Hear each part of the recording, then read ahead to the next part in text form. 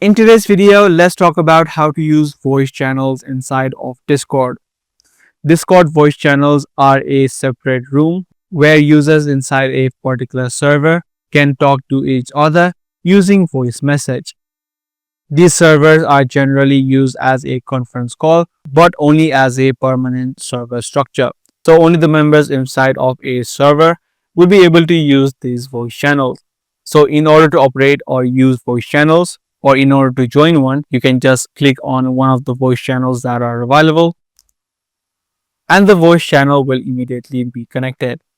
Now there are a bunch of settings that you can manage on the bottom. As you can see, if you want to mute, you can also do that. And you can also take a look at other few settings that you can manage as a user. Other than these settings on the bottom, you can turn on your camera, share your screen, or create some activity inside of a voice channel. You can also add in sound effects through the open soundboard.